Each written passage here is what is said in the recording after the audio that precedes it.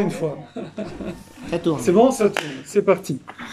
Alors, déjà, je remercie au nom de toute la communauté de Saint-Mandé, de nous accueillir ici, à la synagogue Céline Robert, et tous les rabbinim qui nous font la gentillesse de nous permettre de se rencontrer, d'échanger des divrei Torah, de manger un petit buffet après, voilà.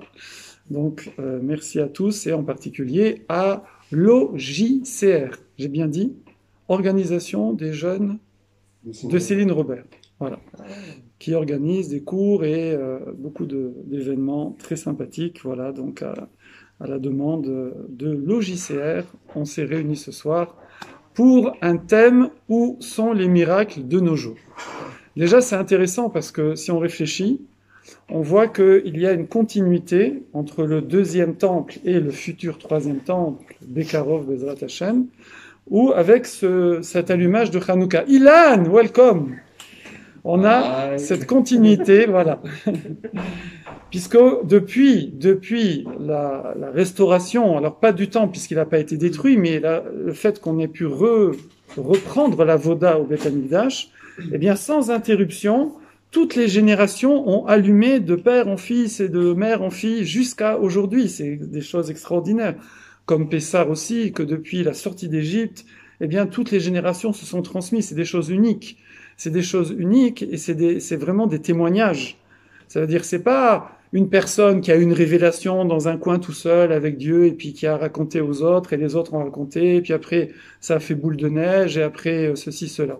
Non, nous c'est tout un peuple à chaque fois qui est témoin de miracles et qui les transmettent comme ça chaque année à une période précise de génération en génération. Donc il y a les grands-parents, des fois les arrière-grands-parents, les grands-parents, les parents, les enfants, les petits-enfants, les arrière-petits-enfants. Et on transmet comme ça. Vous savez, c'est des preuves que la Torah émette, c'est des choses que personne n'a. Bon, ça c'était une parenthèse. Voilà. Mais maintenant, on a eu donc des miracles. Il y a eu des miracles à cette époque-là. Où sont les miracles de nos jours? Alors déjà, le mot miracle en hébreu, comment on dit? Nes. Savoir que le mot Nes a plusieurs sens, comme souvent dans la Torah d'ailleurs. Nes, c'est effectivement quelque chose de pélé. C'est marqué, Rashi il dit dans Yirmiya, il dit que c'est quelque chose de pélé, quelque chose d'incroyable, extraordinaire, au-dessus de la nature. Un Nes, miracle, on traduit en français. Mais ça veut dire aussi un Nes, un drapeau ou un hôte, un signe ou un siman, c'est un repère. On pourrait même faire le jeu de mots, vous allez voir plus tard, avec repère et réparer. Vous allez voir pourquoi on peut faire ce jeu de mots. C'est juste un jeu de mots.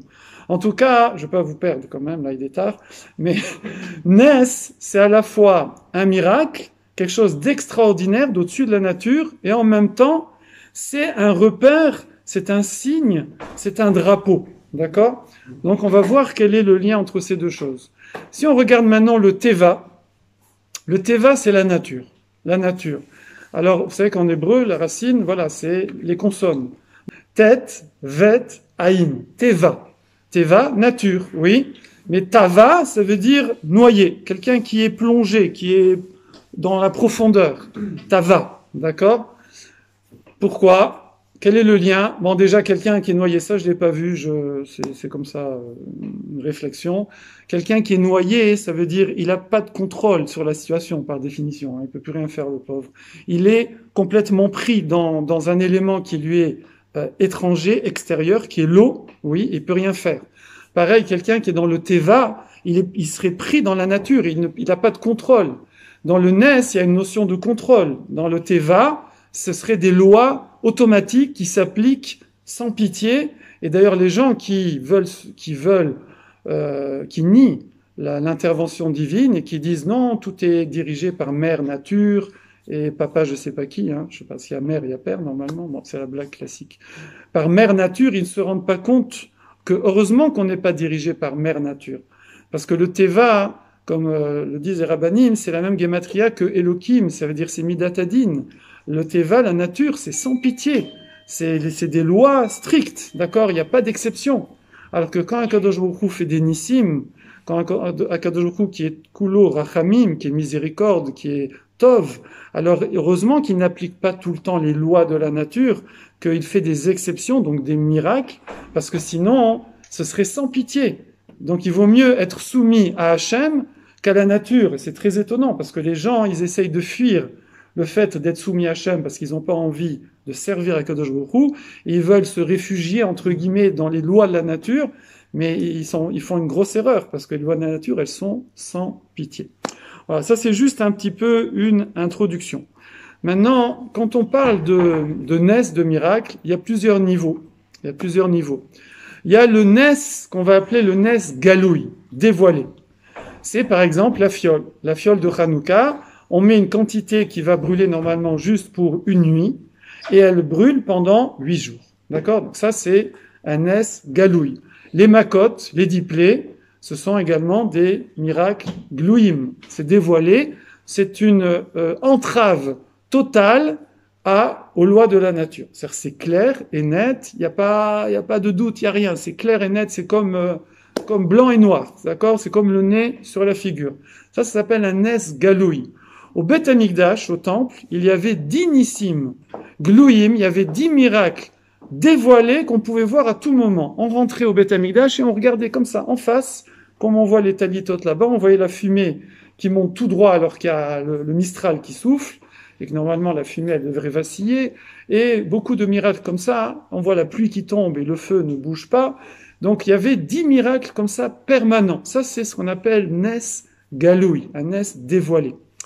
Après, à l'autre extrémité, il y a les lois de la nature.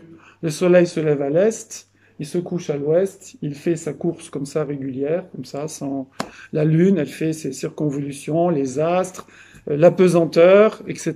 Voilà. Tout ça, c'est les lois de la nature. Voilà. Donc d'un côté, j'ai des événements, des phénomènes qui sont en dehors des lois de la nature, donc c'est Nes Galoui, ce sont des miracles dévoilés. De l'autre côté, j'ai les lois de la nature normales, d'accord, habituelles. Et au milieu, il y a un intermédiaire. Ça s'appelle Nes Nistar. C'est des miracles cachés. Miracle caché, c'est par exemple le miracle de la guerre. Le miracle de la guerre contre les Grecs. Alors ils étaient une douzaine, après c'était quelques centaines, après ils sont montés à quelques milliers de Hashmonaïm et de ceux qui se sont ralliés à eux, mais face à des dizaines et des centaines de milliers, une armée grecque entraînée, face à des hommes, des Kohanim, qui ne savaient pas se battre. Ça déjà, on rentre dans la notion de Nes Nistar. Ça veut dire, bon, c'est pas normal, c'est en dehors des statistiques, mais il n'y a pas c'est pas obligé que ce soit un miracle en dehors de la nature. Et nous, ça, on en vit beaucoup. On passe tout le temps par le même chemin, et puis je sais pas, d'un seul coup on passe par un autre chemin, et on rencontre une personne qu'on ne devait pas rencontrer, et ça entraîne que il va se passer ceci et cela. Et bon, il y a rien de surnaturel, il y a rien d'anormal, on va dire, il y a rien qui fait exception aux lois de la nature, mais c'est très troublant parce que statistiquement c'est extrêmement rare, c'est incroyable. Voilà. Donc on appelle ça des coïncidences. Je sais pas trouver un terme extrême, poussé. Voilà. Ça c'est entre les deux. C'est pas un vrai miracle, mais on n'est plus vraiment dans l'ordre normal des choses. Et donc nous on va mettre un petit peu. Il y a encore une notion, pardon. Je suis toujours dans l'introduction, et après on va commencer. Donc je place juste un petit peu les choses. Il y a un Rav qui s'appelle Rav Grozinski, Rav Avraham Grozinski Zatzal, qui décrit dans un sefer qui s'appelle Torah Avraham. Il dit que, en vérité, la nature, le fait qu'Akadosh Baruch Hu ait mis des lois dans la nature et crée un monde qui obéit à des lois, quelque part il s'est mis des limites. La nature est pleine de gvoulin, de limites, de frontières. Il y a le temps, il y a l'espace, il y a la physiologie, les lois physiologiques, les lois des plantes, des animaux, des êtres humains. Il y a des lois, et donc ça crée des limites, d'accord? Alors qu'Akadosh Baruch Hu, lui, est illimité. Donc finalement, quand Hachem va agir par l'intermédiaire d'un Nes, qu'il va changer les lois de la nature exceptionnellement. Finalement, on retrouve la vraie dimension d'Akadosh Baruch Hu, qui est une dimension infinie, qui est une dimension sans limite. Ça, c'est déjà un premier point qu'il faut voir dans la notion de Nes. C'est bon? Tout le monde est là? Enfin, c'était l'introduction un petit peu pour placer les choses. Maintenant, on attaque. Alors, pour comprendre où sont les Nissim aujourd'hui, on va partir à partir de 3 questions. C'est des questions extrêmement connues. Enfin, il y en a 2 très connues et une pas connue. On va faire les deux très connues. Première question très connue, c'est, on en a parlé jeudi dernier, Rav Akiva Zizek en a parlé au cours jeudi soir. Question très connue, la Gemara demande sur quoi, enfin plus exactement, elle demande Maï Hanouka. Alors Maï Hanouka, ça voudrait dire c'est quoi Hanouka, d'accord? Mais Rashi tout de suite vient et dit non, on sait très bien, la Gemara elle sait c'est quoi Hanouka. Elle demande al Ezenes Kavua. Sur quel miracle les Chachamim, les sages, ont décidé de fixer les 8 jours de Hanouka? Qu'est-ce qui a décidé les Chachamim, les sages de l'époque des Hashmonaïm, à fixer ce jour de fête? Vous savez que c'est quelque chose que nous, on réalise pas. Parce qu'ils ont mis du Kodesh dans le Chol. Ça veut dire qu'il n'y a pas d'interdit de Melachot, on peut travailler, et en même temps, on dit le Hallel. Vous savez que le Hallel, même Rosh Chodesh, on ne dit pas le Hallel complet. D'accord? Parce qu'on peut faire des Melachot. Shabbat, on ne dit pas le Hallel. D'accord? Yom Tov, on dit le Hallel à Pessah, mais seulement le premier jour. Enfin, 2 jours, nous, pour la Galoute. Mais pas Chol HaMoed. Et je veux dire, c'est pas courant de dire le Hallel. Il y a que à Sukkot. Et les premiers Yomim Tovim de Shavuot et de Pessah, où on dit le Hallel complet. Et là, pendant 8 jours, on dit le Hallel complet. C'est exceptionnel. C'est exceptionnel. D'accord? Donc, qu'est-ce qu'il y a, le doute de la Gemara, c'est qu'est-ce qui a décidé les sages de fixer 8 jours de Hallel et de Hodot, de reconnaissance à Hachem, de remerciement à Hachem, avec les jours de Hanouka. Et la Gemara, elle répond, c'est le Par Shemen, c'est le miracle de la fiole. D'accord? C'est quoi le doute de la Gemara? Le doute de la Gemara, c'est qu'en vérité, il y a eu combien de Nissim, il y a eu combien de miracles à Hanouka? Montrez avec vos doigts, combien il y a eu de miracles? 7. Pas mal. Alors, vente aux enchères, qui dit mieux? Welcome, entrez. 2. 2. De bougies allumées ou de miracles? Non, 2 miracles. Combien il y a eu de miracles? 8 miracles. C'est pas mal. On pourrait dire chaque jour c'est un nouveau miracle, pas mal. Bon, on va dire par catégorie. Oui? 6. Bon. En fait, il y a eu 3. Il y a eu 3. D'accord? Alors, on peut faire des paquets. Il y a eu évidemment la fiole d'huile. Alors c'est vrai, ça a duré 8 jours. Donc, bon, mais c'est le même miracle reproduit 8 jours. Il y a eu la Yeshua. Le fait qu'on a été sauvé, ça veut dire qu'on a pu resservir au Beth Amikdash, refaire les misvot, Shabbat, Rosh Chodesh, toutes les misvot sur lesquelles on nous avait interdit, ils avaient décrété contre ces misvot. Et également le miracle de la guerre, d'accord, de vaincre à quelques Kohanim comme ça, non entraînés, vaincre la plus grande armée du monde, peut-être une des plus grandes armées qui existait dans l'histoire de l'humanité. Donc ça, il y a trois miracles. Et c'est ça le doute de la Gemara. Sur quoi on a fixé le Nes de Hanouka? Qu'est-ce qui a décidé? Et la Gemara répond, ce qui a décidé les sages, c'est le parchemen, c'est la petite fiole d'huile qui a brûlé pendant 8 jours. Oui. Maintenant, d'un autre côté, ça a entraîné quoi, ça? Ça a entraîné quoi? Bon, c'est vrai qu'on fait l'allumage pour se souvenir de ça, et pour nous montrer que c'est là-dessus qu'on a fixé, et on va voir pourquoi, on va voir quelle est l'intention de l'allumage de Hanouka. Il fallait au moins le dire le 8e jour, vous le savez déjà, mais on le rappelle chaque année, hein. Sinon ce serait dommage de dire que le 8e jour. Mais à la fin, je vous poserai la question, et quelqu'un me résumera tout le cours en une phrase. À quoi je dois penser? Alors, je vous préviens à l'avance, hein, je suis gentil. À quoi je dois penser quand j'allume les nérotes de Hanouka? Voilà, ce sera le résumé du cours. Ok? Voilà. Donc, c'est vrai qu'on va allumer les nérotes de Hanouka, mais qu'est-ce qu'ils ont fixé les Chachamim? Les Hallel et les Hodot. Ils ont fixé de dire le Hallel et les Hodot. Les Hodot, c'est Alanissim. Alanissim dans la Tfila, dans la prière et dans le Birkat Hamazon. Et qu'est-ce qui est marqué dans Alanissim? On parle qu'on parle que de la guerre quasiment, d'accord? Qu'Hachem il a donné, il a mis les Giborim, les forts dans la main des Chalashim, des faibles, des Tmeim, les impurs dans la main des Théorim. Il a mis, voilà, on parle que du miracle de la guerre. Simplement, on dit à la fin, hein, et ils ont allumé des nérotes. On dit même pas que c'est un miracle. On dit il y a pas de 8 jours, il y a rien, il y a pas, non, rien.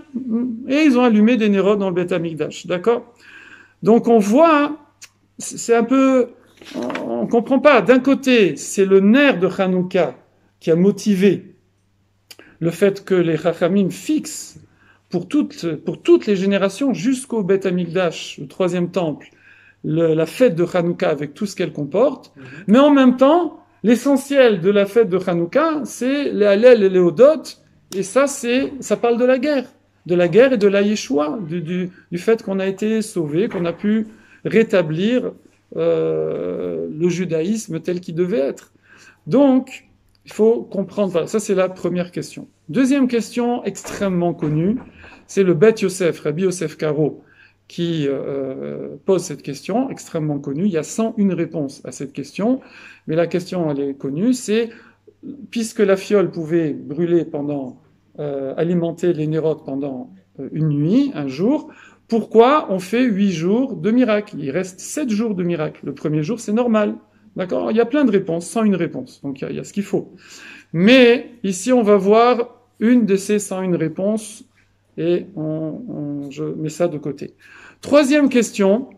Quand on chante Maosour, donc le Païtan, le poète qui a écrit Maosour, évidemment, si on le chante tous depuis des générations, c'est qu'il est plein de sens. Et entre autres, c'est marqué comment? C'est marqué Bnei Bina, oui. Comment c'est? Bnei Bina, Yeme Shmona, Kavushi, Urnanim, ne chante pas très bien. Donc les Bnei Bina, ça veut dire ceux qui ont la Bina.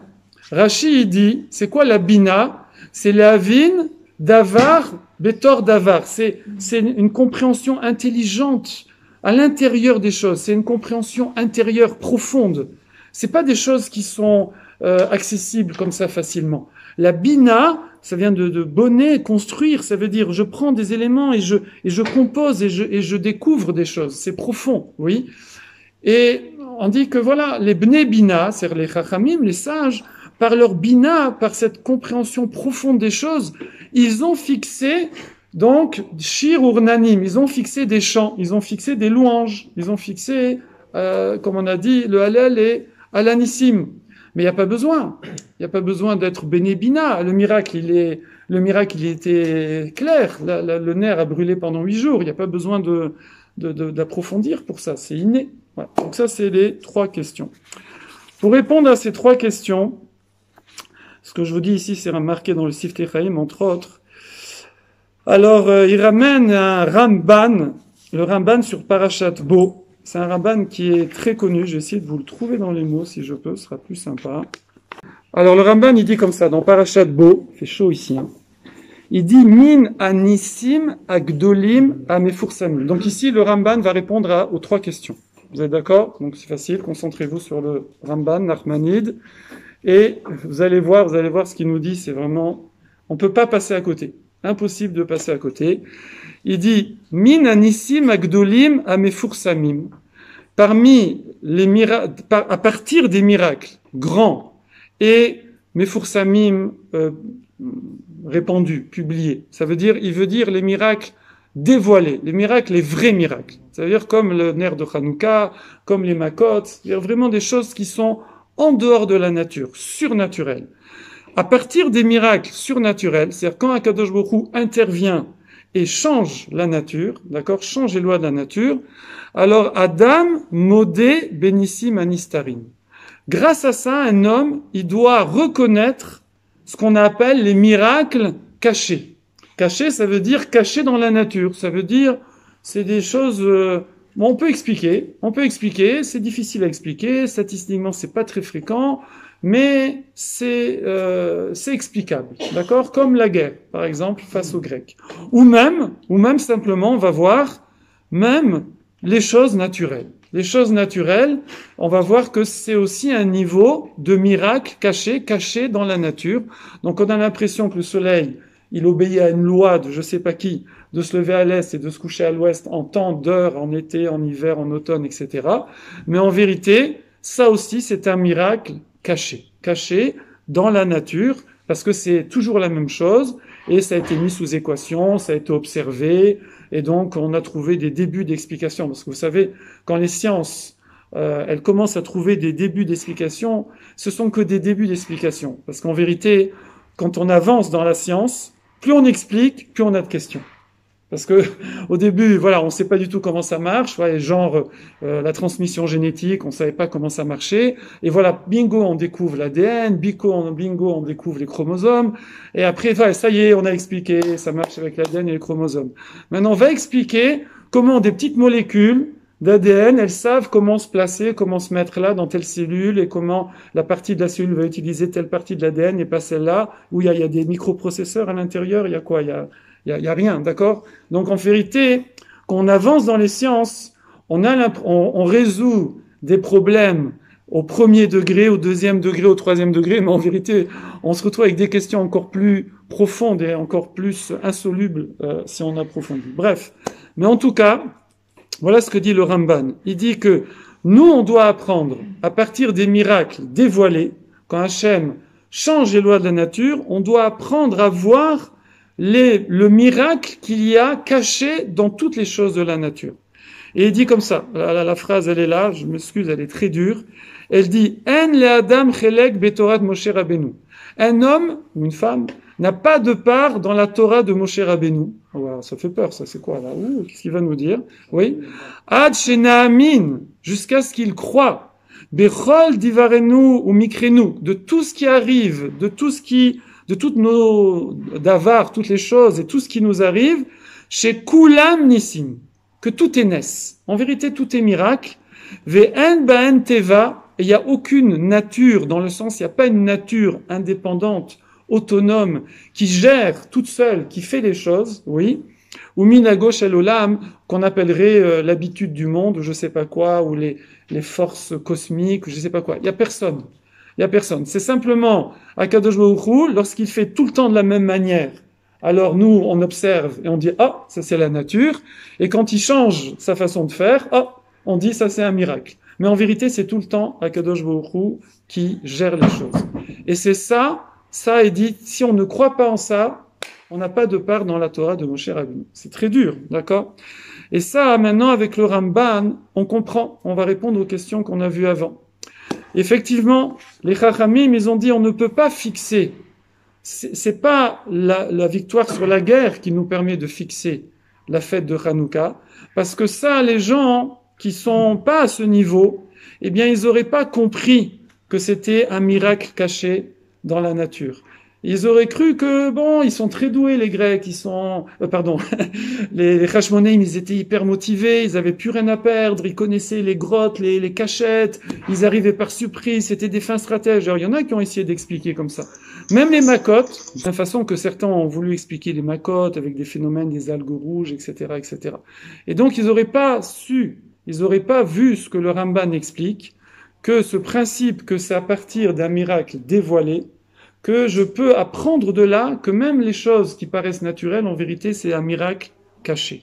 Et c'est pour ça que il y a cette ambiguïté, c'est que d'un côté, la Gemara nous dit qu'on a fixé on a fixé les jours de Hanouka, la fête de Hanouka, sur le miracle de la fiole, parce que ça, il y a pas d'explication, personne n'a essayé d'expliquer, c'est comme ça, point la ligne. On y croit, on n'y croit pas, mais on peut pas expliquer autrement. Et de là, je vais déduire que le reste aussi, la victoire sur la guerre, la Yeshua, et donc le Hallel et les Hodot que je dois faire, ça, c'est sur le miracle qui est caché dans quelque chose qui paraît naturel. Et c'est ça qui répond aussi à la question du Bet Yosef, Rabbi Yosef Karo, de dire que quand les Hashmonaïm, quand les Israël, ils ont vu que pendant les 7 derniers jours, le nerf a continué à brûler, alors ils ont compris que même le premier jour, en vérité, quand ça brûle et que ça a l'air, on va dire, naturel, que ça a l'air normal, en vérité, ça aussi, c'est un miracle. D'ailleurs, vous connaissez tous, peut-être la Gemara, où là-bas on nous ramène sur Rabbi Hanina ben Dosa. Rabbi Hanuna ben Dossa, une fois sa fille, elle a allumé les nérotes, et au lieu de mettre de l'huile, elle s'est trompée, elle a mis du vinaigre, du chometz, d'accord? Et c'était trop tard, ça y est, elle a allumé la mèche. Alors normalement la mèche elle va se consumer et après bingo, elle va s'arrêter. Et c'était trop tard, elle pouvait pas rectifier. J'imagine qu'elle a allumé juste avant Shabbat. Et son père il lui a dit c'est pas grave. Il a dit de la même façon, Vayidlak, Hachem qui a dit, Hachem qui a Vayomer, il a dit Vayidlak Hachemen. De la même façon qu'Hachem il a dit que brûle l'huile. Alors Vayidlak Hachometz, le vinaigre aussi il brûlera. Et il y a eu un nes, donc c'est un nes galouille, dévoilé, c'est quelque chose d'extra hors nature, qu'effectivement le vinaigre a brûlé comme de l'huile, d'accord? D'ailleurs là-dessus, le Nefesh HaChaim il demande, ça c'est mon gendre qui m'a dit ça tout à l'heure, il demande pourquoi il a eu besoin de dire, on a l'impression qu'il a dit quelque chose de magique, il a dit de la même façon qu'Hachem il a dit que brûle l'huile alors que brûle le vinaigre. Pourquoi il n'a pas dit directement que brûle le vinaigre? D'accord? Pourquoi le Nefesh HaChaim il répond comme ça? Parce qu'il faut être capable de voir, quand je vois de l'huile qui brûle, que l'huile brûle parce qu'Hachem a dit que l'huile brûle. Elle brûle pas parce que c'est de l'huile. Elle brûle parce qu'Hachem décide qu'elle brûle. D'accord? Alors, à ce moment-là, quand je dis que brûle le vinaigre aussi, il va brûler. Mais il faut être à ce niveau-là. C'est pour ça que c'est précisé comme ça dans la Gemara. Donc voilà, donc ça, nous, qu'est-ce qu'on va sortir de ça? On va sortir de ça que, comme je vous ai posé la question de départ, à quoi on doit penser au moment où on allume les nérotes de Hanouka? Alors, qui me dit la phrase magique, qui résume un petit peu ce qu'on vient de voir? Oui? Allez, heureusement qu'il n'y a pas Facebook, là, j'aurais fait comme ça, hein, je vous mets là en direct. Hein. Quand je regarde, voilà, je suis en train d'allumer. C'est Hachem qui fait... Voilà. C'est vrai que je suis en train de me rappeler d'un miracle dévoilé, mais de la même façon que ce miracle était hors nature, en vérité, tout ce qui nous arrive du matin au soir, du soir au matin, que ce soit au niveau individuel, que ce soit au niveau collectif, national, international, toute l'histoire de l'humanité est contrôlée par Akadosh Baruch Hu au même niveau qu'un miracle. Il n'y a pas nature, pas nature, c'est la même chose pour Akadosh Baruch Hu. C'est pareil. C'est à ça que je dois penser à chaque fois au moment de Hanouka. Et d'ailleurs, le Sifrei Chaim, il dit qu'on le retrouve en allusion dans les mots du Rambam. Le Rambam, il dit sur les lois de Hanouka, il dit comme ça. Il dit que, donc, mitzvah ne Hanouka, mitzvah chaviva, i admeod. Ça, c'est énorme. Le Rambam, il a écrit un sefer, d'accord, Mishneh Torah, des lois, des halachot. C'est pas de la philosophie. Il y a d'autres sfarim du Rambam plus philosophiques. Mais là, c'est la loi, c'est tout, c'est la loi. Et dedans, c'est marqué la mitzvah de Hanouka. C'est une mitzvah qui est chère, oui, admeod, jusqu'à beaucoup. Voilà, mot à mot, c'est pas très joli parler la France, mais elle est extrêmement chère. Oui, c'est bon, elle est chaviva, c'est pourquoi le Rambam d'un seul coup il dit ça. Bon. Et après il dit Vetsarir Adam leizaerba. Donc l'homme il doit faire très attention à cette mitzvah, qu'aider les odia anes, pour faire connaître le nes. Donc là c'est au singulier. Donc le nes de Hanouka, le parchemen, d'accord? Ok, la fiole d'huile. Et après il dit Veleosif beshvar, et pour rajouter des louanges, à quel d'Hachem, donc ça c'est le Hallel, veodia lo, et faire les odot alanissim. Donc les odot, c'est qu'on rajoute dans la tfila de alanissim. She'asa lanu qu'Hachem nous a fait. Et là il met au pluriel. Donc on voit qu'au début, il parle du nes de Hanouka, du ner, et après il parle des nissim. Mais il dit pas des nissim de Hanouka. Alors bon, vous allez dire, bon, c'est sous-entendu, on peut dire comme ça, mais le Sifrei Chaim, il veut voir ici une allusion que c'est tous les nissim de la vie. Tous les nissim de la vie, qu'ils soient des nissim dévoilés ou des nissim cachés, eh bien, c'est-à-dire cachés dans la nature, eh bien, on doit, au moment où on allume le ner de Hanouka, c'est ça la kavana qu'on doit avoir, penser que Akadosh Baruch Hu, c'est lui qui gère tout, que ce soit les choses normales ou les choses habituelles ou que ce soit les choses anormales, extra-naturelles, c'est pareil pour lui, il n'y a aucune différence. D'ailleurs, pour terminer, comme je vous ai cité tout à l'heure, le Rav Avraham Grozinski Zatzal, il dit quelque chose de très troublant. Il dit que, en fait, nous, on aimerait bien qu'il y ait des nissim. Pourquoi on aimerait bien qu'il y ait des nissim? À votre avis, pourquoi on aime les miracles? Alors, pas seulement quand c'est des miracles, on va dire, qui arrangent notre vie, oui. C'est sûr, quelqu'un, Chazé Shalom, il est malade, on voit à la radio, il y a le truc qui est là et tout, et c'est avant Rosh Hashanah, il fait bien Rosh Hashanah, Kippour, il revient, les médecins disent, on comprend pas, il n'y a plus rien sur la radio, d'accord? C'est sûr que ça, c'est un NES, évidemment, on l'aime ce NES, d'accord? Enfin, que personne n'en ait besoin, mais c'est évident que c'est un NES qui arrange. Mais même comme ça, un NES qui ne nous touche pas, je sais pas, on verrait un truc, imaginez d'un seul coup, en mondiovision, il se passerait quelque chose d'extraordinaire. Pourquoi ça nous arrangerait? On aimerait bien. Moi, quand j'ai commencé à faire tchouva, ma première question que j'ai demandé à mon Rav, c'était pourquoi Hachem il nous refait pas un petit Matan Torah, un petit Kriyat Yam-Souf, un petit truc sympa, une petite maca, une petite, enfin bon, je veux pas, maca c'est pas gentil, mais un miracle, un truc comme ça, là c'est beau avec les télévisions, les machins, tout, un petit rappel, oui? Vous avez jamais eu cette question-là? Pourquoi nous on a envie de ça? Parce que forcément, ça redonne de l'émouna, parce que on a toujours, on sait pas, est-ce que oui, non, personne n'est à 100% d'émouna, donc ça serait sympathique, d'accord, voilà. Alors, mais en vérité, c'est pas bon le NES, c'est pas bon. C'est comme le café Nescafé, c'est pas bon le NES. Ouais, c'est la seule blague que je vais faire ce soir. C'est pas bon. Pourquoi c'est pas bon? Le Rav Grozinski, il dit, avant qu'Adam Arishon y faute, il n'y avait pas de place pour un NES dans le monde. Il n'y avait pas de place. La nature était parfaite. Il n'y avait pas besoin de NES. Oui? Et il va expliquer, vous allez voir. Il dit qu'en fait, dans le NES, dans un miracle, il y a 3 notions. Il y a 3 notions, et ça c'est vraiment, je pense que c'est quelque chose que vous n'avez jamais entendu, moi j'avais jamais entendu non plus, vous me direz si je me trompe. Première notion, c'est la notion du dévoilement de l'infinité d'Hachem. Ça, bon, ça va. Ça, on y a pensé. Comme on a dit tout à l'heure, en plus on l'a dit tout à l'heure, donc ça y est, on le sait.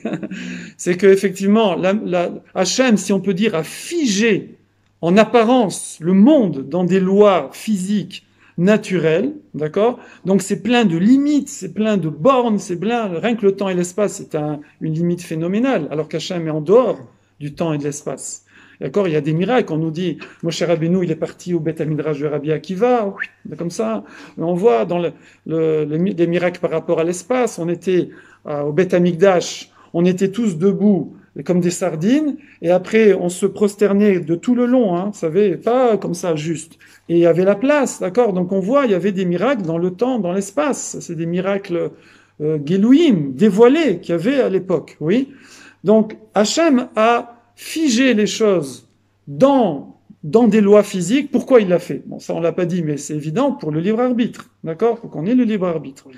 Mais quand Hachem va faire un NES, dans la notion de NES, il va ouvrir ses frontières, il va libérer ses limites, et on va voir vraiment la grandeur d'Akadosh Baruch Hu. Donc ça, c'est déjà un premier point qu'on aime dans la notion de NES, de revoir comme ça la grandeur d'Akadosh Baruch Hu.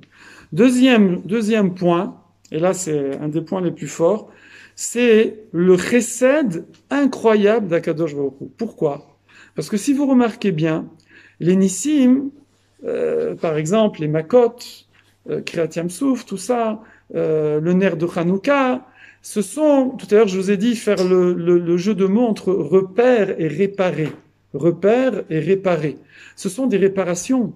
En vérité, c'est qu'on a fauté. On a fait des boulettes, d'accord? Donc, en Mizraïm, en Égypte, c'est vrai il y a certaines choses bien qu'on a fait, on a tenu le coup sur certains points, mais on dit qu'on est arrivé au 49e degré d'impureté. D'accord, il a fallu nous sortir en SAMU, en extrême. C'était pas fini normalement. Il a fallu vite sortir. Les Égyptiens aussi, ils ont fauté. C'est marqué qu'ils ont perturbé les Asara Mahamarot, les 10 paroles créatrices. Ils les ont troublées. Il a fallu réparer ça par les 10 Makot. Donc on voit que les miracles, ils viennent réparer. Pareil, Hanouka, ça vient réparer ce que les Grecs ont abîmé. et donc toutes les notions, ça on a parlé jeudi dernier, que les Grecs ont abîmées, eh bien il a fallu réparer, et nous aussi on s'est assimilés, on est rentré dans leur philosophie, et il a fallu réparer avec ce miracle.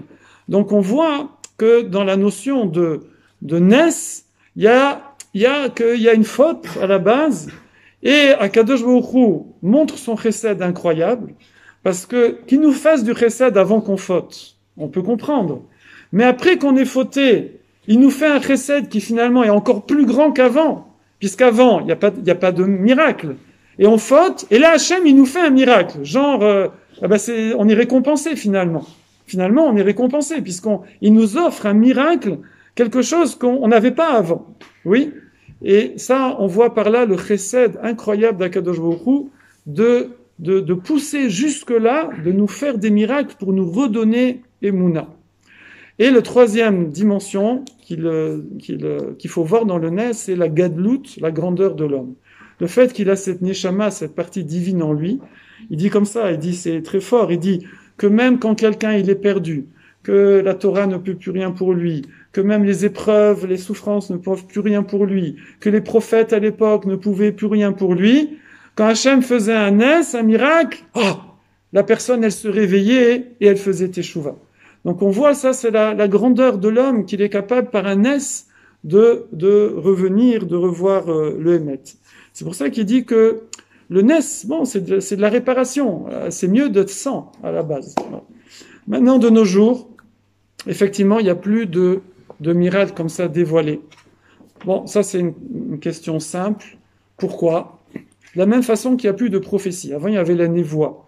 Parce que il faut qu'à tout moment, il y ait une possibilité d'être dans le bien ou pas dans le bien, chazé shalom, de libre arbitre. D'accord ? Il faut qu'on ait ce travail, qu'on fasse ce travail sur nous, d'avoir Emouna. Ça ne doit pas être quelque chose d'inné.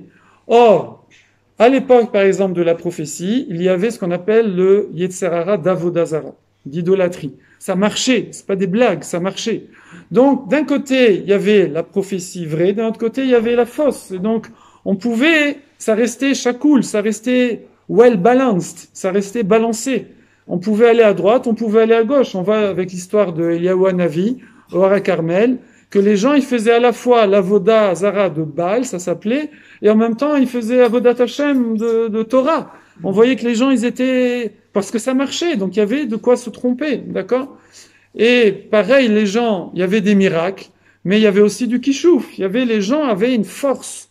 Ils avaient ce pouvoir sur la nature, avec des noms, avec des choses comme ça, des choses qu'on ne sait plus faire, et ils avaient ce pouvoir sur la nature qui faisait que ça restait, même quelqu'un, lorsqu'il voyait des miracles, il pouvait encore douter, et donc il devait faire un travail d'émouna.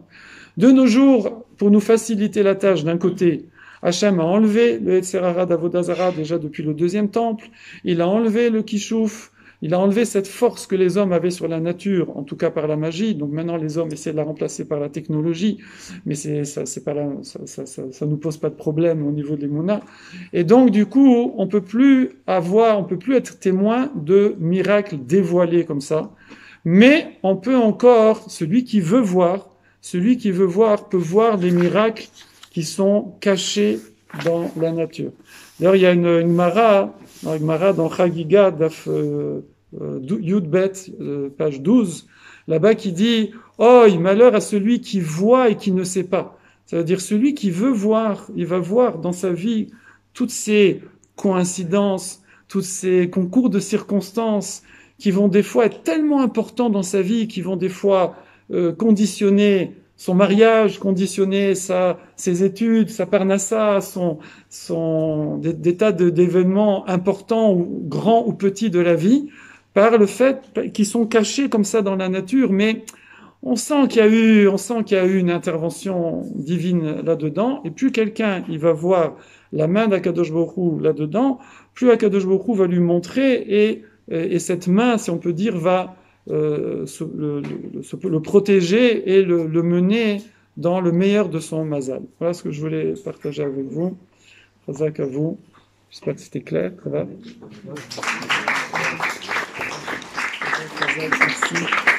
Welcome, entrez.